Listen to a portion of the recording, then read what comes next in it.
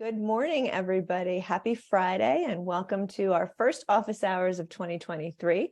My name is Sarah Krom and I'm managing partner of SKC & Co CPAs. And we are here today to celebrate our 25th episode of Office Hours. So we are very happy to bring this to you today live streamed.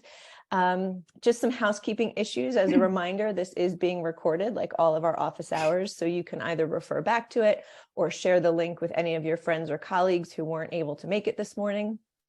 As always, we want these office hours to be on top of what is going to provide you the most value. So please feel free to put your questions in the chat.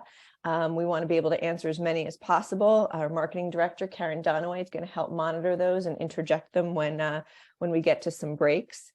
In order to kind of get a pulse of the audience, we do have some poll questions that we want to ask throughout this hour. So, please answer those as well. We also like to make sure you guys are still awake. So without further ado, let's jump into our 25th episode. And we wanted to kind of put a positive spin on some of the things that we've been hearing in the media and certainly experiencing as business owners.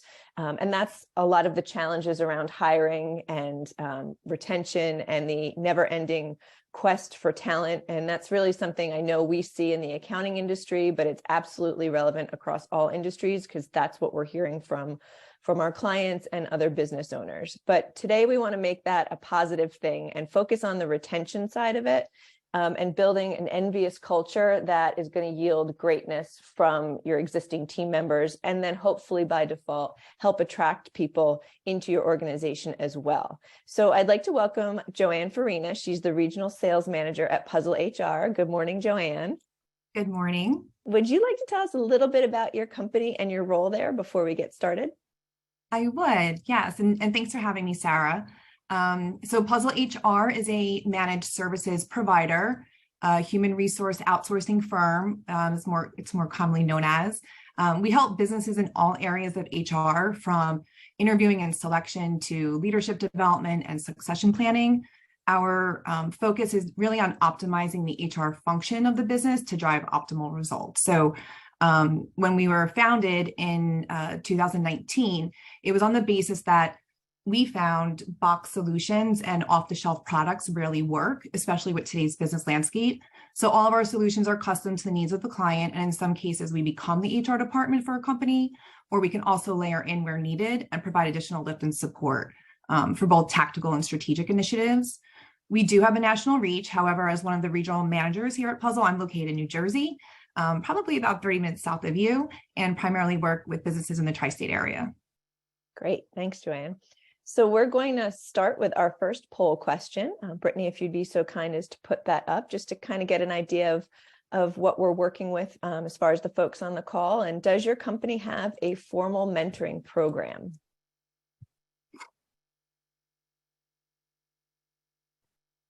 Brittany, whenever you see a lot of the respondents coming in, you can go ahead and close it out just because I can't see it on that side today.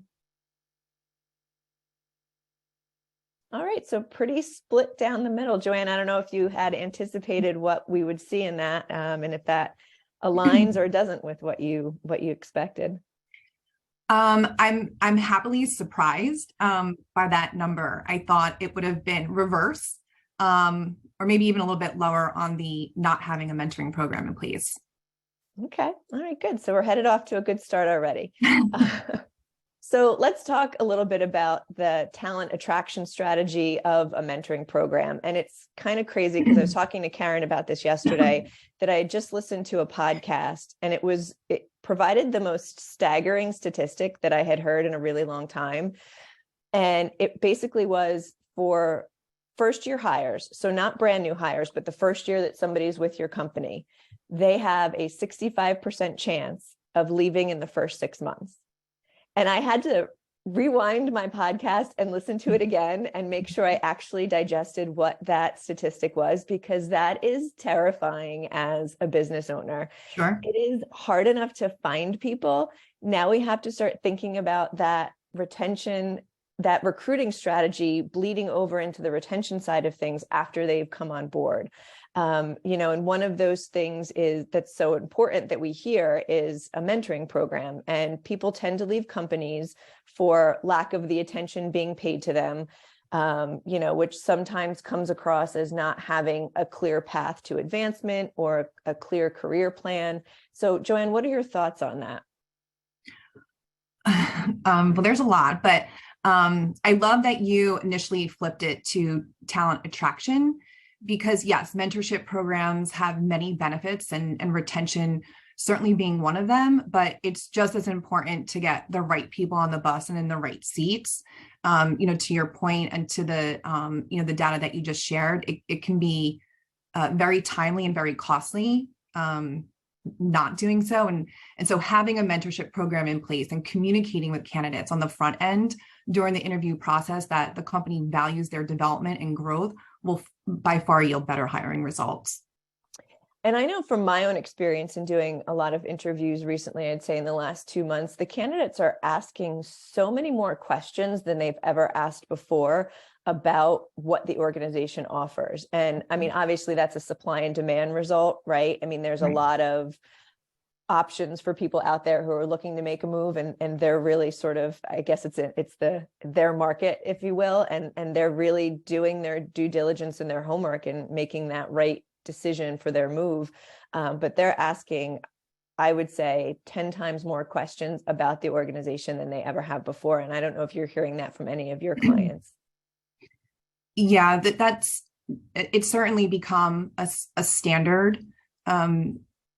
We have hundreds of clients throughout the US, and we regularly survey our own clients to get a pulse of what's going on within various industries and market segments. And that seems to be a commonality across the board. It's just very difficult to find new people, the right people. And it's also, there's a lot of ghosting, going on. So although they're spending a lot of time asking their questions up front and they think that they have, a good candidate and they make an offer, what we're also hearing from our clients is that they're not showing up, for day one. So just imagine how far that puts the employer behind, the 8 ball now, trying to fill that role and work with their existing labor to try to make up for those tasks that are just going to go unattended until they find a new candidate. And we're seeing that too. We're seeing a little bit of the ghosting. We're seeing extensions of, we put an letter out there and they ask for an extension to give us a decision. We've been ghosted on offer letters. You send it out and you never hear back from the person, so I think that that's not unique, obviously, to just the accounting profession, but that kind of speaks a little bit, Joanne, to how important is it in this environment to make sure that the individual that you're hiring and that person as well is matching their values with the values of the organization. I mean, I wouldn't even say personally, because I think you agree, it's extremely important. In fact, people who share the same values with the company tend to work together much better compared to those who have conflicting interests. They're happier and ultimately more productive.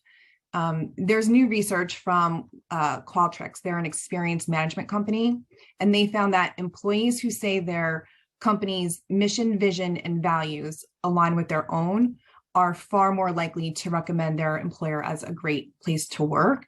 And they also say that it gives them a feeling of personal accomplishment. And so in both cases, those that are aligned versus not have about a 45-point spread. So the better we get at selecting individuals for a role, the better it is for them as a person, which in turn is a better choice for the company.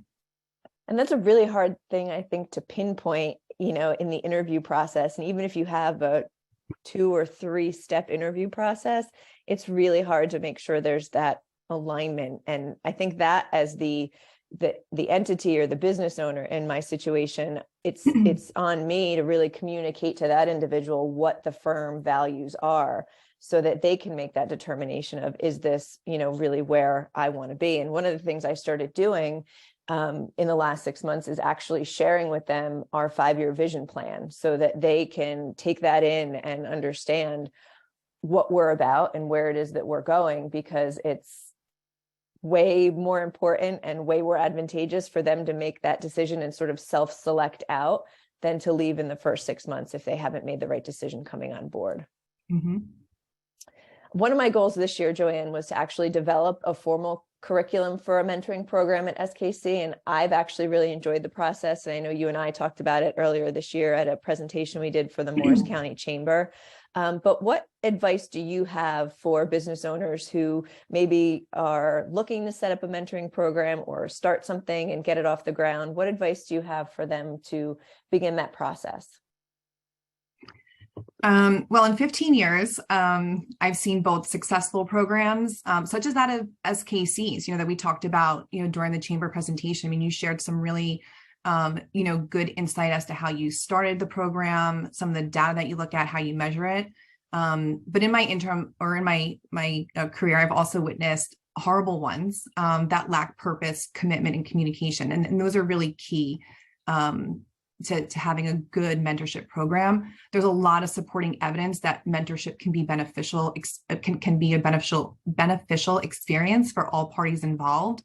Mentees reap the benefits by having access to senior leaders, those individuals who take the time to mentor, junior staff and associates, and we're referring to senior leaders, and for them, for the juniors, this type of exposure and relationship allow for them to develop solid leadership skills, and then they also gain varying perspectives on all aspects of life, not just business.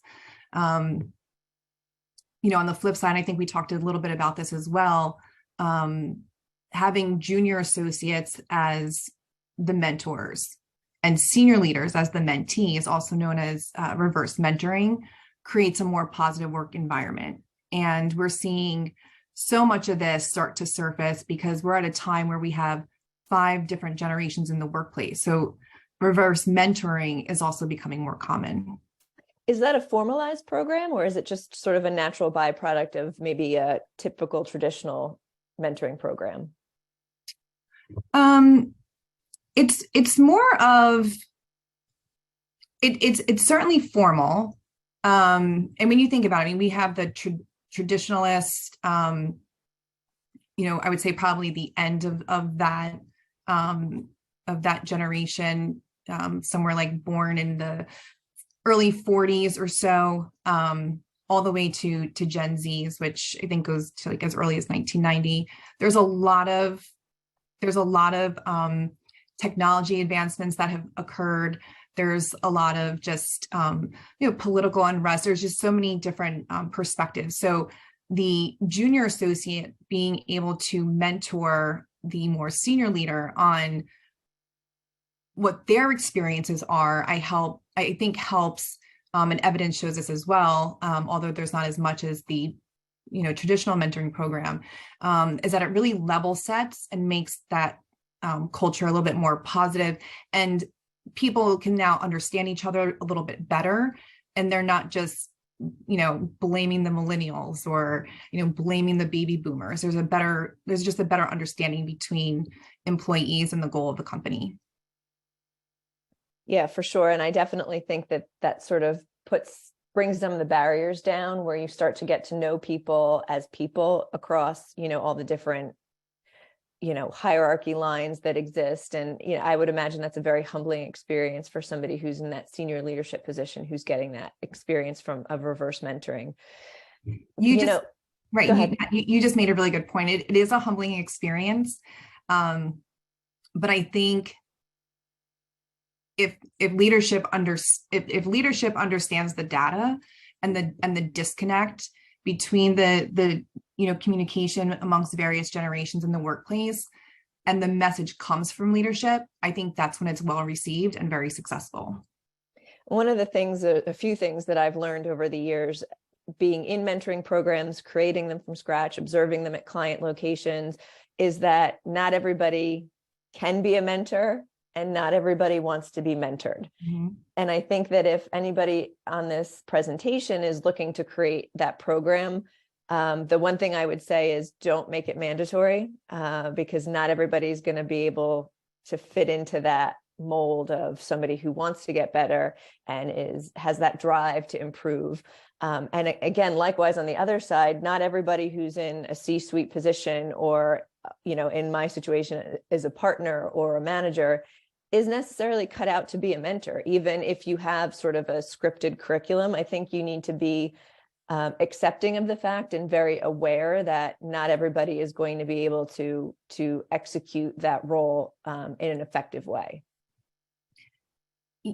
That's an extremely valid point. And I think it also goes back to the interviewing process. You have your existing employees, and you can learn about their intentions and what they're looking to take on in terms of stretch assignments during performance evaluations and one-to-one meetings.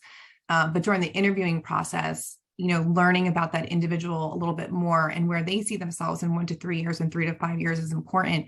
It's nothing new. I remember entering the workforce, my early 20s. I'm like, well, where do you expect yourself to be in 3 to 5 years? I'm like, I'm not even sure where I'm going to be tomorrow. I'm 22. I'm still trying to, figure out what I want to do when I grow up. But I think now more than ever, it's really important to get a good understanding of the person that you're hiring, who they are, even if they're not going to be a good fit.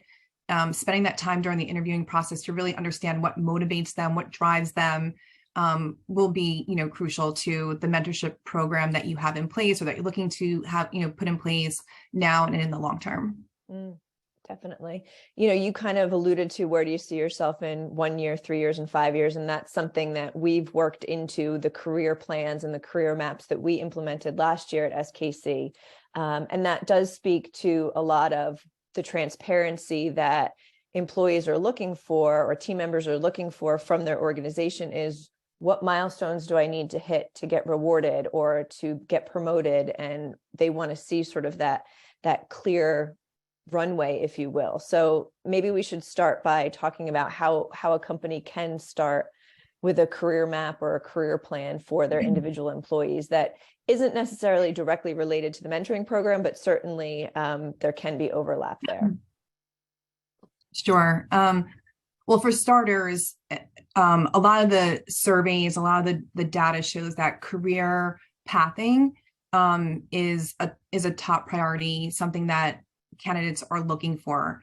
And, to define a career path, it's really just, a series of jobs that are going to lead you closer to your career goal and your overall vision for life. So in essence, career pathing allows for employees to basically set their own career trajectory while progressing in their current role, achieving goals that are in alignment with that trajectory.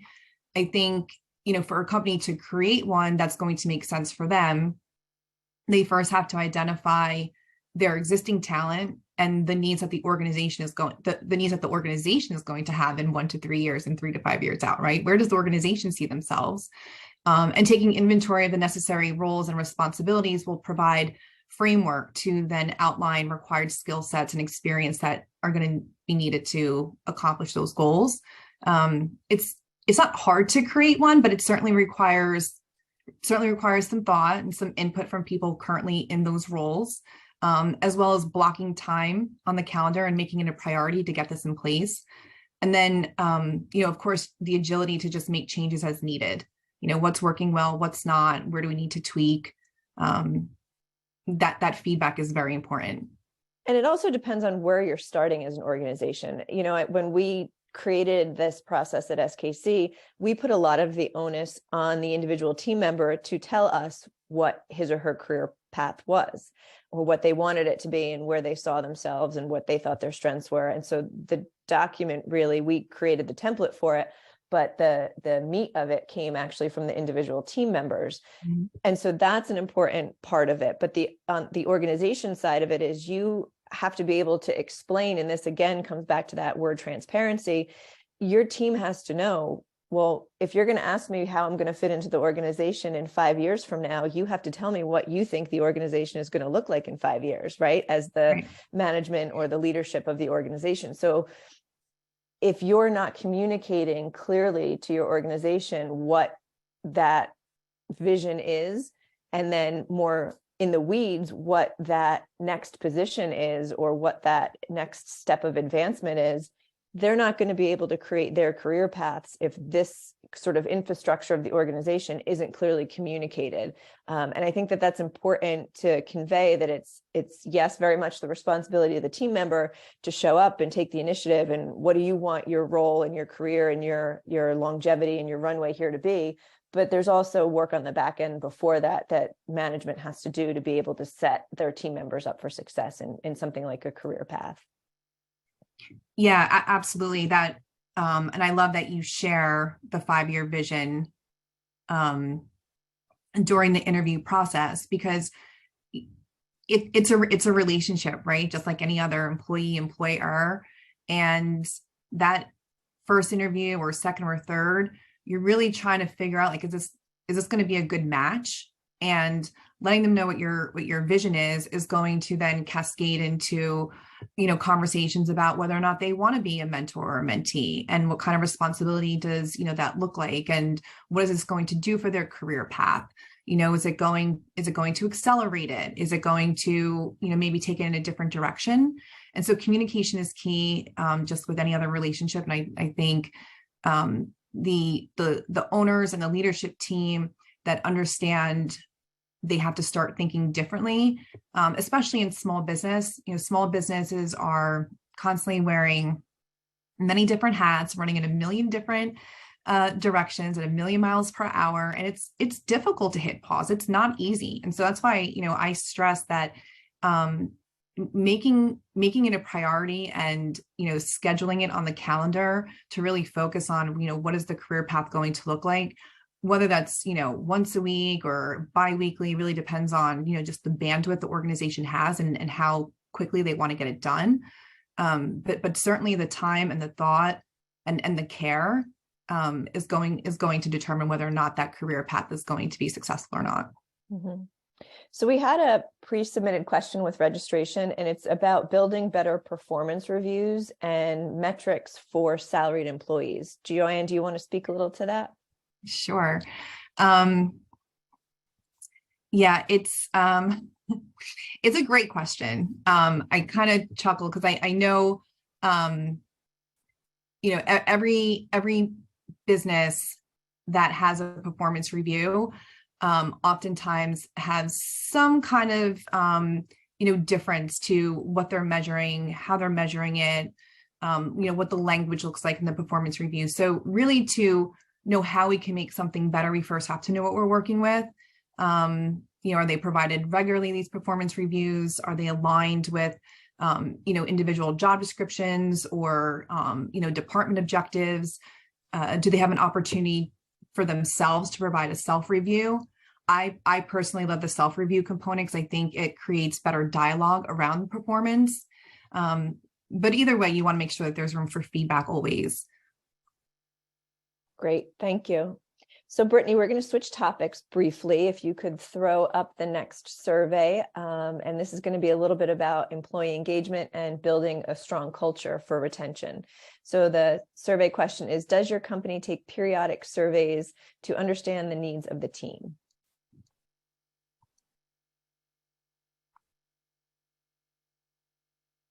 Joanne, I know you love this topic because we talked about this in our prep call. I hope I can vote because I've been voting. It's anonymous, so we'll never know. Brittany, do you want to share the results? All right, excellent. So this is actually better than I thought. Joanne, I don't know if you had an expectation. Oh, I blinked and it was gone on my screen. Are we able to? It was 64% said yes and 36% said no. Oh, wow. Again, very happily surprised. So all the news in the media is making an impact. Love it. So Joanne, just to kind of kick this topic off, what's your experience been with these types of surveys, and what questions would you recommend including if somebody wants to improve their survey or hasn't done one before and wants to create one? Well, myself, as well as the audience, seems to think that employee engagement surveys are a great tool. And I believe that it's a win-win approach to creating and or maintaining a culture of connection. This new, work environment, whether some have to be on site full-time or hybrid or 100% remote. Definitely having a pulse on your employees, regardless of the situation, is super important.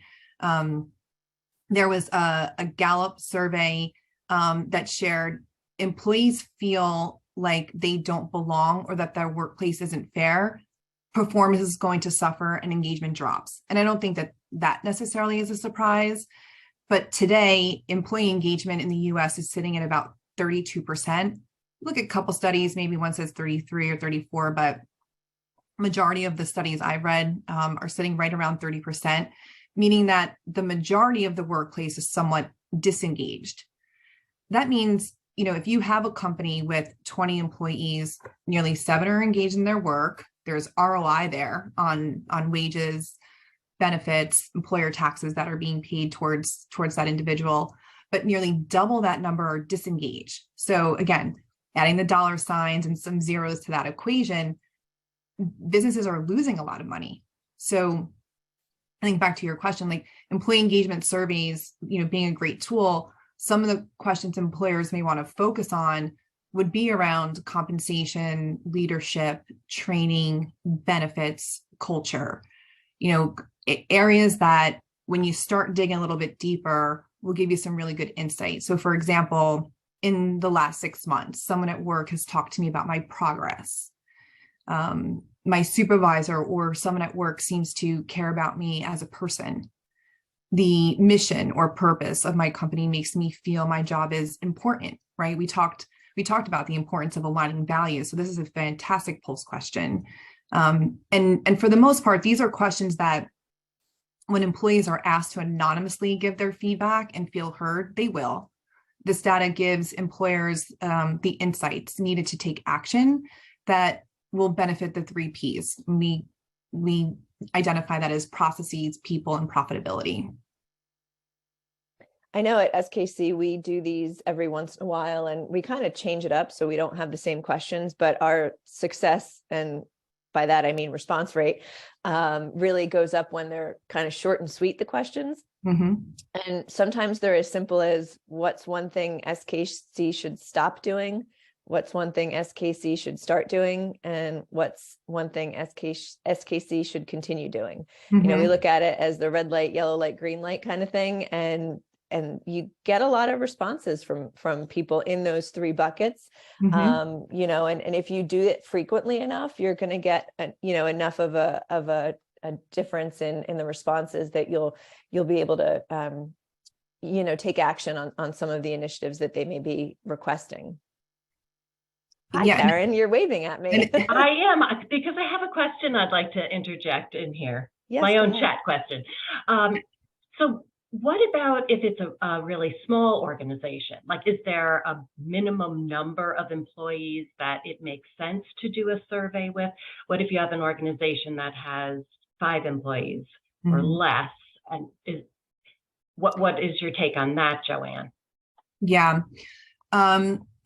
Really good question, Karen. I think, the smaller the sample, the smaller the population, it no longer becomes anonymous. We can kind of figure out, at a company of 5, who's sharing what, and it's not a bad thing. But I think in those organizations, it's probably best served to have, a company roundtable or a one-to-one, meeting with, the business owner, maybe not necessarily their manager or peer, get like a next step, perspective, or to share your perspective with a level up individual.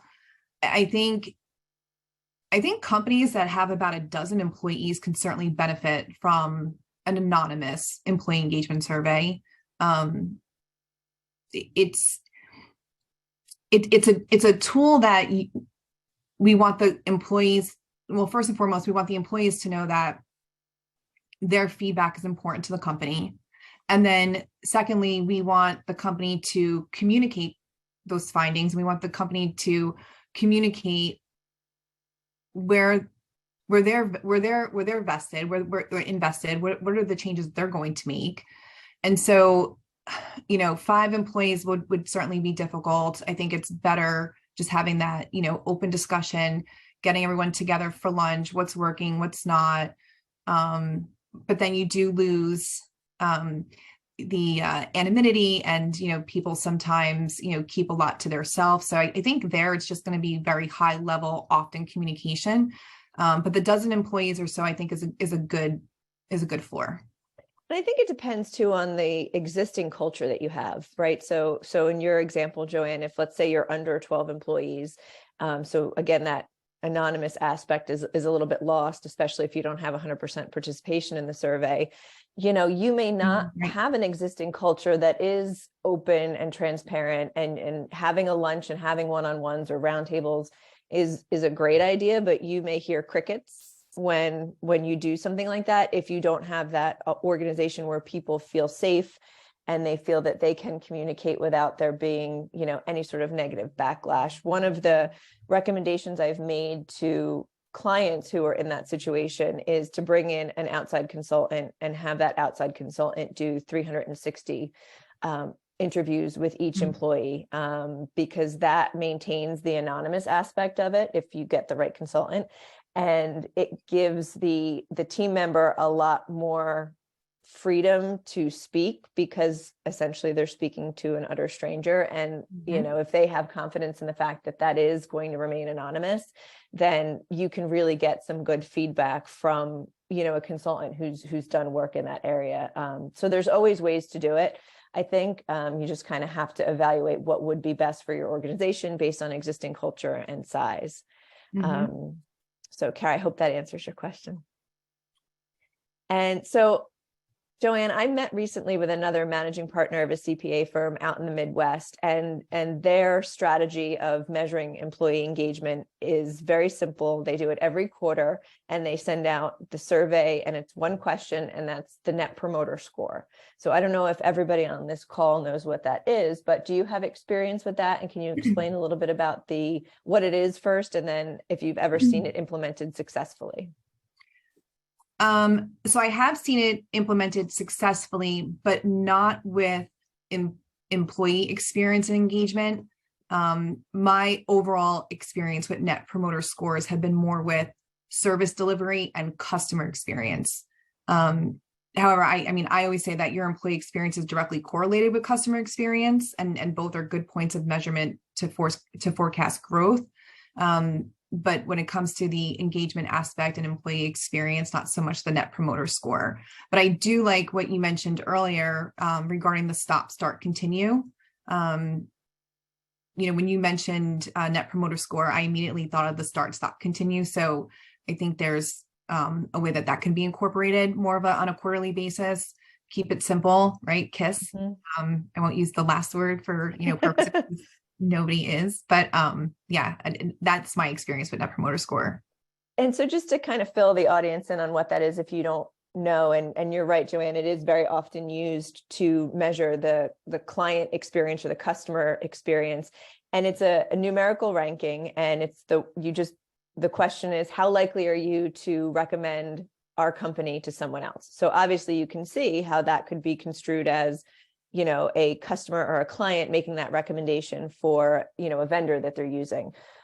This company that I was talking about uses it for their employees. So how likely are you essentially to recommend our company as somewhere that you would want one of your friends to work, or you would recommend one of your friends to work? And there's a whole mathematical formula behind it once they answer that, ranking from 0 to 10. That I won't even get into because it's actually kind of convoluted. But it basically spits out a result, and it'll tell you overall your engagement and how likely your team is to recommend someone to work for your company, or if you're using it in the example Joanne gave, how likely to get a customer to recommend another customer to you. And they're a much larger organization than we are, and they have different offices. And so they can aggregate their data by location and find out if there's sort of, I guess, a bad apple, if you will, in one office as opposed to the other, because that comes out in their quarterly Net Promoter Score results. So just another interesting way to look at it, much more of a quantitative measure than some of the qualitative measures of engagement surveys that we've talked about so far. So Joanne, that kind of brings us to measuring the data, right? And once that survey is done, whether you're getting actual words back or a net promoter score number, what is management and leadership to do next? You kind of hit a little bit on this in answering Karen's question of the importance of communication. But what do we do now that the survey results are in? Well, I think, first leadership, after leadership has had a chance to review and analyze the results, I think they must communicate to their employees the overall findings and what action they're going to take to improve, XYZ. I'm a firm believer in accentuating the positive. So my advice is always to lead with what's really going well at the company, and then some areas of opportunities where they can improve and do better. So never want to really say these are the challenges or the issues that we're having or that we heard, but these are the opportunities where we can grow and improve. And the intention with employment surveys, the results and then communicating, to the staff is not about changing everything. But leadership should certainly be committed to changing at least one thing, unless, of course, the feedback is just not feasible. And then in that case, I think providing an explanation as to, what they heard from the survey, why they can't take immediate action, but then also highlighting 1 to 3 items that will be addressed in planning meetings for the following year would be, a good best practice. And yeah, communication is key in any relationship. I know I said it before, but the employer-employee relationship is no different. I have a horror story about this. I was facilitating a retreat for leadership at a client, and they had done a survey. It was kind of like a suggestion box kind of survey, like what would one thing that we could implement that would make your experience at XYZ company better. Mm-hmm. And so part of the retreat was we were going through, some of their survey answers, and I never forget it. They were sitting there, and there's 5 owners, and we would put one of the responses up and they would say, no, we're not doing that. And then they'd put the next one up and they'd say, no, we're not doing that. And we went through this a couple of times, and I was sitting there, and finally I said, excuse me, but why did we do this survey if we're not going to we're not going to address any of these situations? And I think, you did say communication several times, and that is the most important aspect of it. But I would say, don't ask these questions if you're not going to take action on them. And I understand sometimes you're going to get some unreasonable and unrealistic responses, mm-hmm. but if you as a management team or as an organization don't intend to, make any changes and don't intend to even move that needle a little bit based on what responses you might get, don't do the survey, because that's mm-hmm. going to do much more collateral damage than whatever your existing culture is. So that would be my first recommendation. And then secondarily, on the communication side of it, also communicate why you may not do something. So if you get a suggestion or a recommendation back as in your survey results, and for whatever reason it's cost prohibitive or whatever it might be, it's just not part of the culture, it's not going to work, it's too expensive, whatever the reasoning behind it is, or maybe it just takes too much time to implement, communicate that back, that this was one of the responses we got. This was, several people said this. Here's what we've heard you, but here's why currently we're not taking action on it. And just be honest with the team. And again, that goes back to the transparency. But, if you just have these survey questions and the team members answer them, and then it's crickets and they never hear back from management, you're going to stop getting engagement in the surveys, which defeats the entire purpose. Mm-hmm. So be ready and willing to make changes and be over communicative in the results. Both the pros and the cons of what you can and aren't implementing, I think, is important. And if I can add one thing to that, Sarah, we have, so PuzzleHR distributes employee engagement surveys to all of our clients, regardless of size. We measure, we bring back the feedback. With leadership, we talk about, some of the things that, are more relevant than others, what's feasible, what's not. But we had a client who initially came to us because they wanted to implement a 4-day work week and they weren't quite sure how to do it. And this idea came from the CEO. And there's a lot in the news about the 4-day work week. And there's a lot of benefits around the 4-day work week from some of the initial studies. But when we rolled out the employee engagement survey to take a pulse on this group, and this group is probably about 75, 80 employees at the time, the only thing that they wanted was more autonomy and flexibility. We actually encrypted the survey to include a couple of questions around 4-day week, thoughts, and that was not on the radar. And so, you can also use employee engagement surveys as a tool to either confirm or deny what you're currently thinking your employees want. Absolutely. Because that would have been a huge undergoing, very costly, and it wasn't something that was necessary through the findings of the survey results. And I think focus groups can go a long way in some of those troubleshooting of ideas that management might have of not only are you guys interested in this and do you think it would work, but how can we implement something that we did get back from the survey results? Because your team is boots on the ground and they're the ones who gave you the initial feedback in most instances, and they're going to be the ones who are going to help you implement it. It doesn't need to be done sort of in that leadership vacuum that I think, people feel they have to figure it all out at the C-suite level and then roll it out to the team. It should be collaborative and inclusive, I think, across all levels. Absolutely. So I want to do a little bit of a deeper dive into the culture and what we're seeing now with our last poll question. Brittany, if you don't mind, I want to talk a little bit about the hybrid remote environment. So the last survey question for today is, are you actively recruiting for remote positions? Again, this speaks to the need for talent, the ever-changing talent pool that we're faced with, and are you opening up sort of your boundaries and your geographical boundaries to hiring fully remote positions, and are you open to that as an organization? So I'm curious to see, split right down the middle. Wow. Yeah. All right. So there's something for everyone.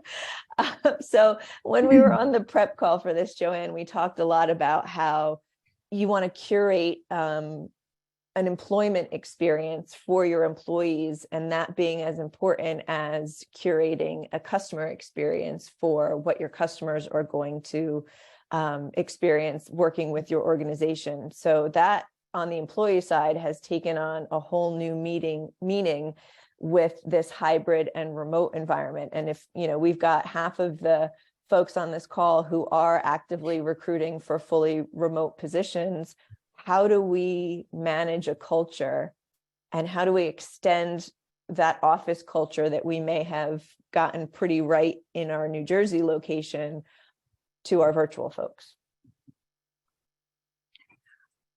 Well, advice is, it's funny here because I think we're still learning what works and what doesn't. And also the polls showed, I think, which is why it's split down the middle, although I could be completely wrong, wouldn't be the first or last time. So I think managing on-site versus, virtual should be somewhat of the same. There has to be a culture of accountability. So I think there's certain skill sets that need to be developed, certainly to manage remote. It's not as easy to just, pop in an office like, hey, how are you doing on that project? Are we going to meet the deadline? Do you need any help? Are there any resources that I can provide you with? Let me know, I'm here for you. Okay, great, thanks.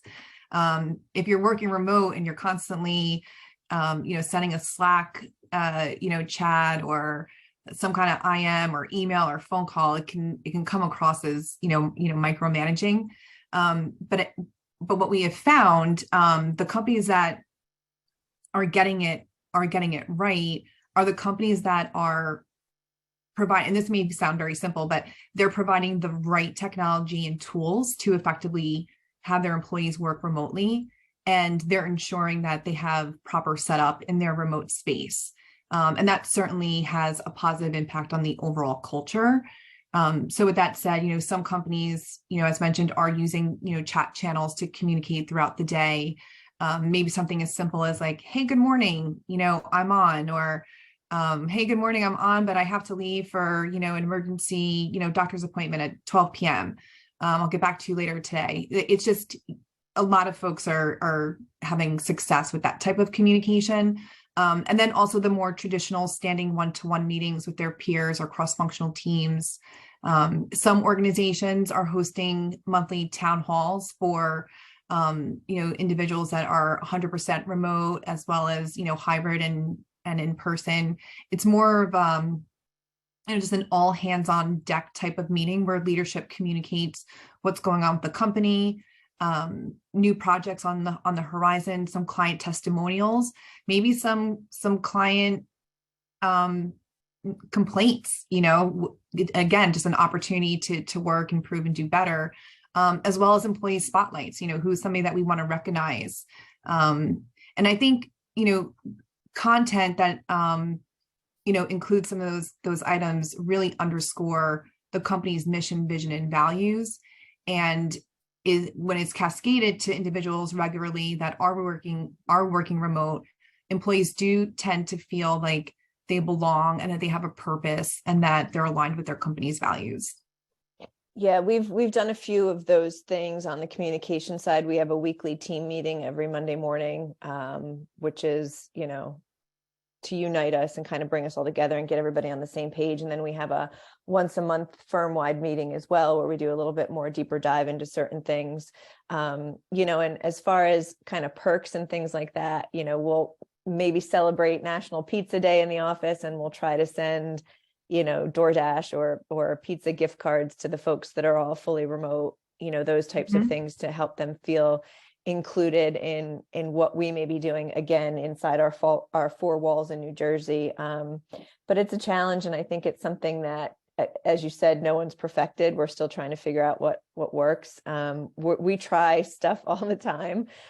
We have on Wednesdays, we have a 3-hour block of time where it's an open Teams meeting, and anybody can kind of pop in for 10, 15 minutes or stay on mute and do work, just so you feel like you're connected with people. And so that's what we've been trying this year so far. We made it through January and people liked it enough to keep rolling with it through February. So we're seeing how that works for now. But I think that's the best that we can do. It goes back to getting feedback from team members and just trying different things and brainstorming together. But on the same spirit of being virtual and being fully remote, Joanne, what are you seeing as far as successes in onboarding? We talk about how the recruiting sort of is bleeding into once the employee starts, and recruiting and retention are needing to continue on long past the 30, 60, and 90-day check-ins that we may usually have with new hires. And sort of that first, I guess, grasp of getting your hook into your new team members is really your onboarding process. So how do we make that successful in a remote environment? Yes, well, you're spot on. The need for it to be successful is critical for both in person as well as remote. And I know we're talking about remote, but it's critical on both sides. It's a big piece of employee experience. All the reports, all the surveys lead back to the onboarding experience. So, you want to think, are your employees prepared to work day one? With that, I mean, did they have the equipment in time, whether that's tablets, Wi-Fi, maybe access to software that the organization uses?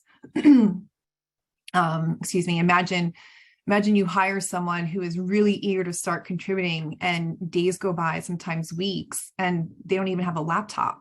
This quickly decreases the level of excitement and engagement of the employee. So, my advice here, anytime we could establish an electronic onboarding process, is huge. It's a big contributor to employee experience.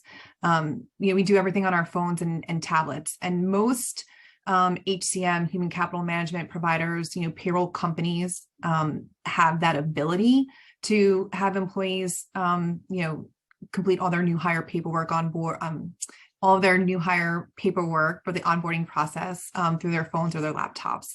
And so as soon as those forms come back, I think it's imperative to send a shipment of goods, including the equipment and maybe some company swag. It doesn't have to be super expensive. It could be a water bottle, some pens, even a simple note of encouragement as they embark on their new career with you and your team.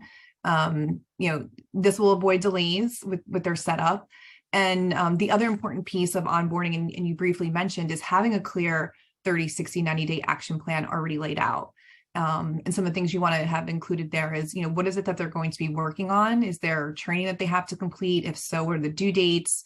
Are they responsible to connect with peers, or will one-to-one introduction meetings already be scheduled for them? Is there time on the calendar to check in and see how things are going? Like your, 1 to 3 on Wednesdays, open teams. Is there feedback opportunity throughout the first 90 days? Because it's far better to get it throughout than on day 91.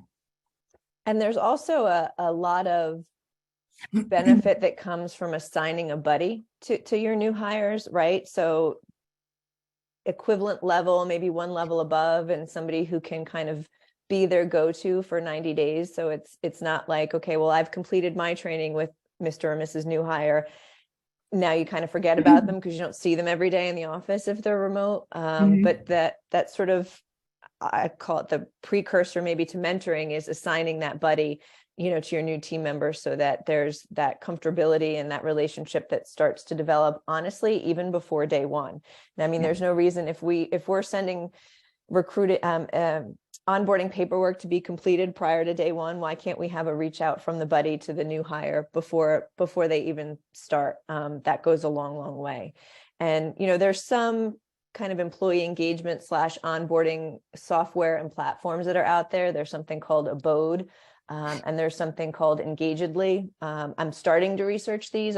We don't use any of them yet, but those are the ones that are kind of the I've done some research and gotten feedback from people that use them, that those are the two that they really think are kind of user friendly and on the higher end tech side, for anybody who wants to kind of automate things or make it a little bit more user friendly from a remote standpoint as well. So the last thing, and as we approach the top of the hour, that I did want to touch on is on leadership development, and specifically for the smaller organization. So I kind of define that as under 50 people. In that environment, who does something like this fall on, right? So if we want to develop a mentoring program, or we want to develop a leadership program, who's ultimately responsible for something like that in a small organization where the maybe 1 or 2 business owners typically wear lots of different hats? Yeah. I mean, typically in orgs with less than, let's say, 50 employees, I've seen this fall on the business owner or a general manager, HR manager, even a controller, because in small businesses, employees do wear many hats.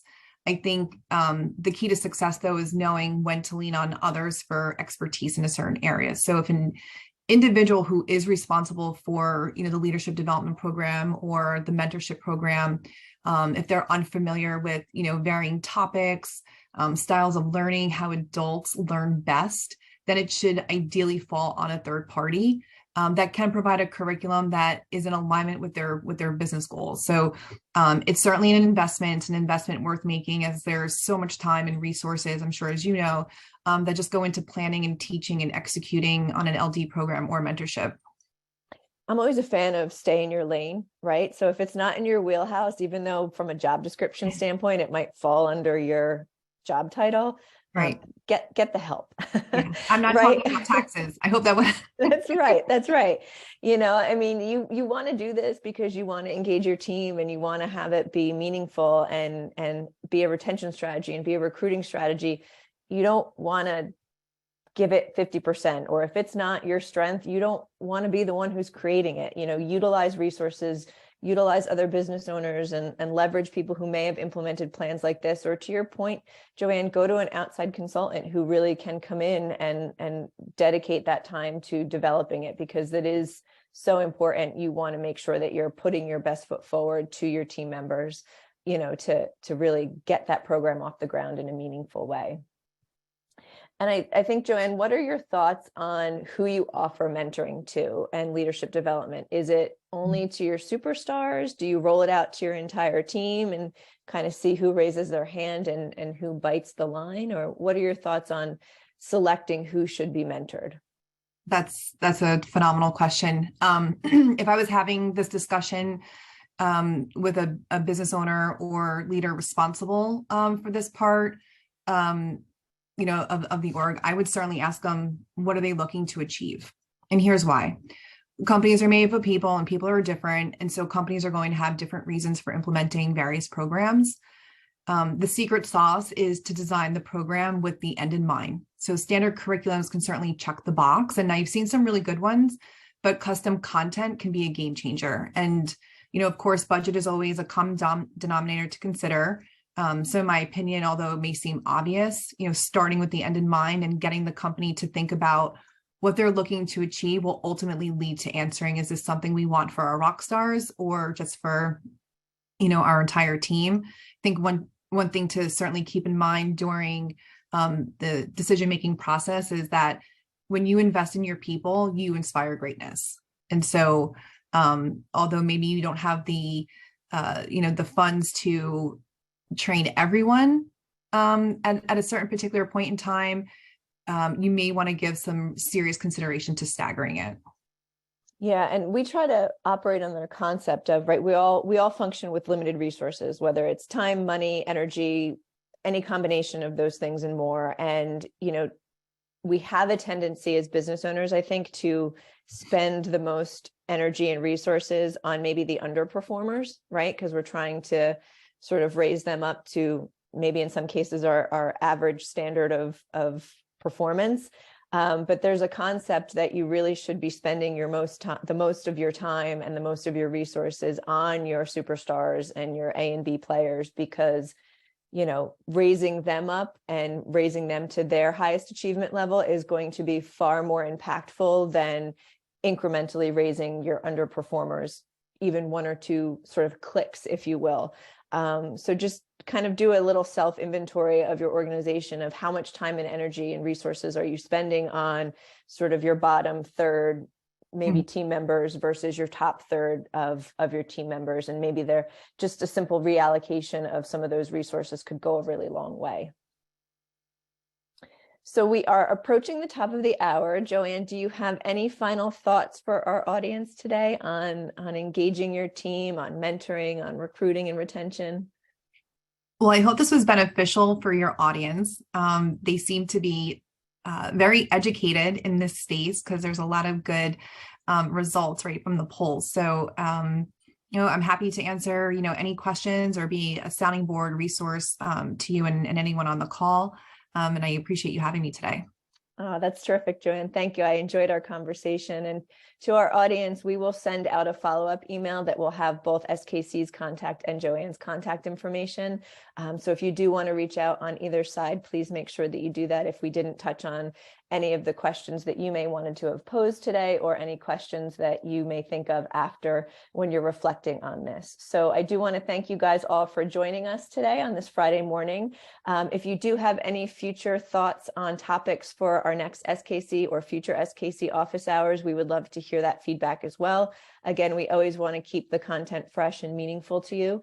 So please don't hesitate to reach out to Karen and give her some suggestions for topics as well. Again, Joanne, thank you so much for joining us today. And to the audience, have a great and healthy Friday and enjoy your weekend. Thanks so much.